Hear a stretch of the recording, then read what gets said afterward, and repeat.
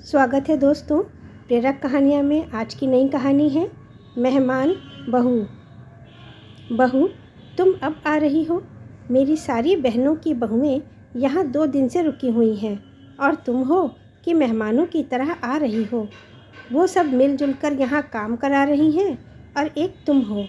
आखिर अपने आप को समझती क्या हो तुम? तुम्हें अपनी सास की इज्जत का थोड़ा सा भी ख्याल नहीं है। सुधा जी अपनी बहू पूर्वी को डांट रही थी। उनके भाई के लड़के की शादी थी जहां उनका पीहर का पूरा परिवार एकत्रित था। आज पहरावनी का प्रोग्राम था। उनकी बहनों और भाइयों की सभी बहुएं 2 दिन से यहाँ रुकी हुई थीं और सारे काम मिलजुल कर रही थीं। वहीं सुधा जी की बहू अभी थोड़ी देर पहले ही पहुँची थी, जिस कारण से उन्हें बहुत बुरा लगा था और वे उसे डांटे जा रही थीं, पर उसने कोई जवाब नहीं दिया। जैसे ही प्रोग्राम ख़त्म हुआ, पूर्वी ने खाना खाया और अपने पति तन्मय को जाकर कहा, अगर आपने खाना खा लिया है तो चलिए, हमें देर हो रही है। इतने में सुधा जी ने कहा, बहू कहाँ जा रही हो तुम? सभी की बहुएं यहाँ रुकी हुई हैं और तुम्हें घर जाने की लगी है।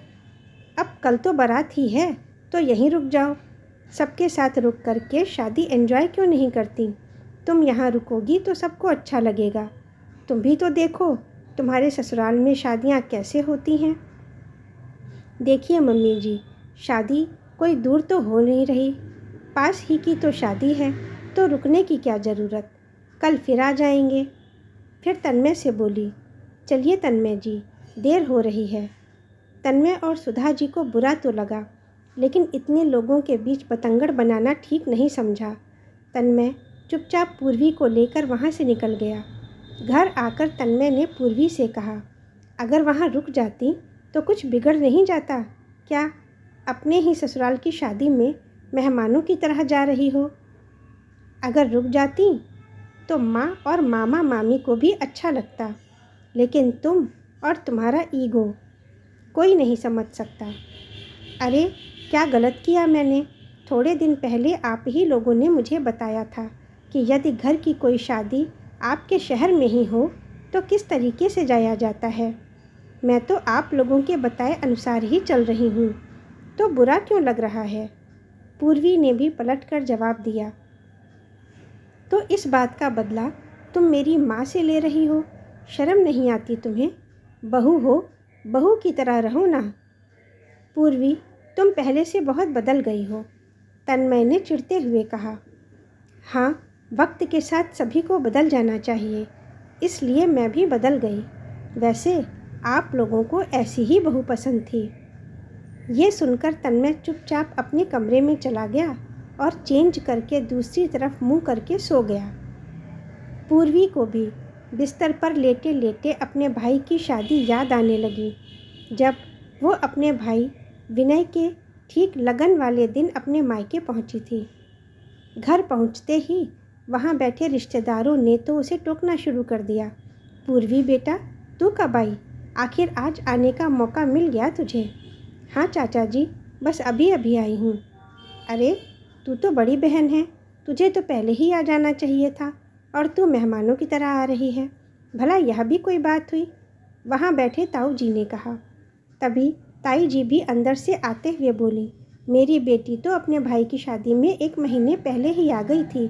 सच में उसने बहुत मदद की थी। हाँ, बहनों को कितना चाव रहता है अपने भाई की शादी में जाने का, तुझे नहीं है क्या? जो आज जब प्रोग्राम शुरू होने वाले हैं तब आई है। चाची जी ने भी टोक दिया। हाँ, यह बात तो है। देख पूर्वी, लड़की वाले भी तुझसे पहले आ गए। वहाँ बैठे एक पड़ोसी ने कहा, शुक्र मना कि शादी तेरे ससुराल वाले शहर में है, अगर कहीं बाहर से होती तो तब तो झक मार के रुकना ही पड़ता।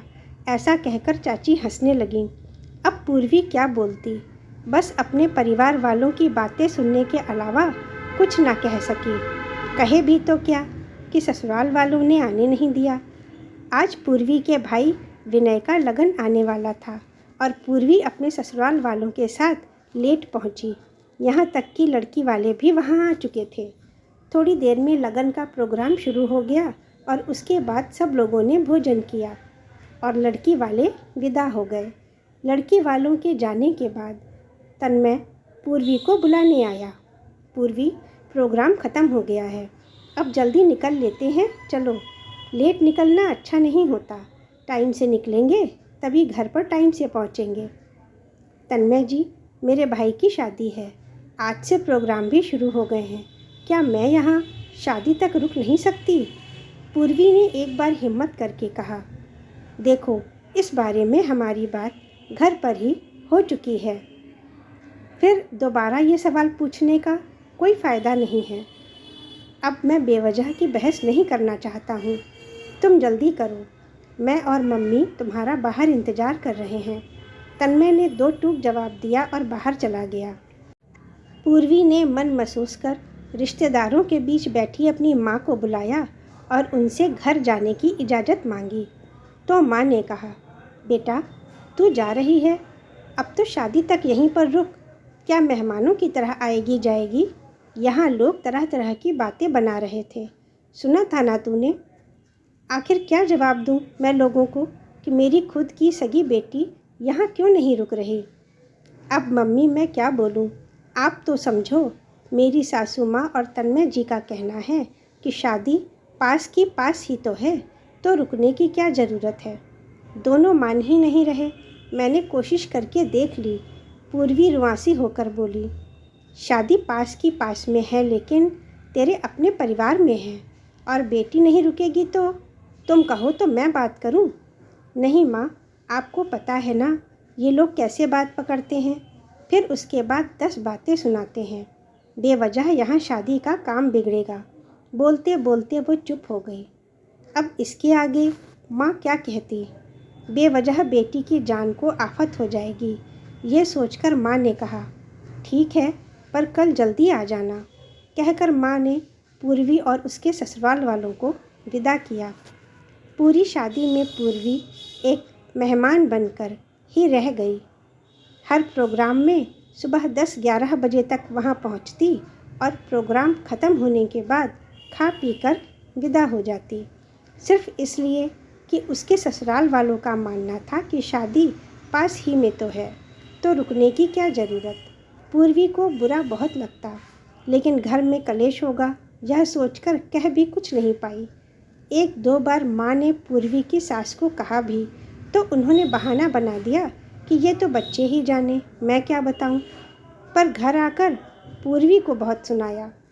लेकिन भाई की शादी के बाद पूर्वी में इतना बदलाव तो आ ही गया था कि अब वो ससुराल की हर शादी में मेहमान बनकर ही जाती थी। आखिर ससुराल में तो सारे रिश्तेदार लोकल ही थे। लोगों को लगता था कि बहू बदल गई, पर बदलने के पीछे कारण खुद होते हैं, ये कोई ध्यान नहीं देता। अब ना सासू माँ ज़्यादा कुछ कह पाती हैं और ना ही तन्मय। आखिर उन्हीं की बात को तो वो अमल कर रही थी। खैर, दूसरे दिन बारात थी। बारात वाले दिन तो पूर्वी सीधे लड़की वालों के यहाँ जाकर बारात में शामिल हुई थी। वो भी कैब से पहुँची थी, क्योंकि तन्मय तो गुस्से में सुबह ही यहाँ आ गया था और शाम को उसे लेने भी नहीं गया। जब बारात लड़की वालों के यहाँ पहुँच गई, तब मौसी और मामियों ने उसे घेर लिया। पूर्वी, क्या तुम्हें अपना ससुराल पसंद नहीं, जो तुम इस तरह मेहमानों की तरह आती हो? कभी ससुराल वालों के साथ ही मिलजुल कर रह लिया करो। हाँ, हमने कल देखा था कि दीदी तुम्हें कितना समझा रही थीं, लेकिन उसके बावजूद भी तुम इस समय आ रही हो। क्या तुम्हें अपनी सास और पति के सम्मान की बिल्कुल भी चिंता नहीं है? मामी जी ने ताना मारते हुए कहा। नहीं मामी जी, मुझे मेरी सास और पति के सम्मान की पूरी चिंता है और मैं उनकी हर बात मानती हूँ और अभी भी उन्हीं की बात मान रही हूँ। सुनकर सब लोग हैरानी से उसकी तरफ देखने लगे। तभी सुधा जी बीच में ही बोली, कौन सी बात मान रही हो तुम हमारी? 4 दिन से कह रही हूँ कि रुक जाओ, पर तुम तो रुक ही नहीं रही हो। भला ये भी कोई बात होती है? ये सुनकर पूर्वी ने कहा, कैसी बात कर रही हो मम्मी जी, मैं आपकी बात कहाँ नहीं मानती। आप ही ने कहा था ना कि जब शादी एक ही शहर में हो तो रुकने की ज़रूरत नहीं होती। जाओ और जाकर खाना खा पीकर वापस आ जाओ। याद है ना, आपने और तन्मय जी ने मेरे भाई की शादी में यही बात कही थी। आपकी बात मानकर मैं तो अपने सगे भाई की शादी में भी इसी तरह गई थी। पूर्वी की बात सुनकर सब लोग हैरानी से सुधा जी की तरफ देखने लगे। अब सुधा जी से कुछ बोलते नहीं बना। तब मामी सास ने पूर्वी का पक्ष लेते हुए कहा, सही बात है, जब सास ही ऐसी शिक्षा देगी तो बहू कहाँ से सास के परिवार को अपना समझ पाएगी। इस तरह तो पूर्वी ने सही किया, यहाँ ना रुककर, आखिर पास की ही तो शादी है। इसके आगे तो सुधा जी और तन्मय वहाँ कुछ भी नहीं कह पाए, लेकिन उन्हें अपने किए गलत बर्ताव का एहसास हो गया और ये भी समझ आ गया कि क्यों पूर्वी ऐसा कर रही थी। सुधा जी ने बात संभालते हुए पूर्वी को आश्वस्त किया कि अब वह उसे ना तो मायके जाने से रोकेंगी ना वहाँ रुकने से। तन्मय ने भी अपनी गलती मानते हुए उसे विश्वास दिलाया कि वह आगे से इस बात का ध्यान रखेगा। पूर्वी निश्चिंत होकर शादी में सम्मिलित हुई। उसे पता था इस घटना के बाद उसके साथ कोई रोक टोक नहीं की जाएगी। इसके बाद जब भी दोबारा पूर्वी के मायके में काम पड़ा तो फिर किसी ने नहीं टोका। अब पूर्वी अपने मायके में भी रुकती थी और अपने ससुराल में भी रुकती थी। तो दोस्तों, कहानी आशा करती हूँ पसंद आई होगी। अगर पसंद आई है तो उसे लाइक करें, शेयर करें और अपने कमेंट्स अवश्य लिखें। आपके कमेंट्स हमारे प्रोत्साहन का आधार हैं। कहानी सुनने के लिए बहुत बहुत धन्यवाद। जो लोग नए हैं तो चैनल को सब्सक्राइब ज़रूर करें।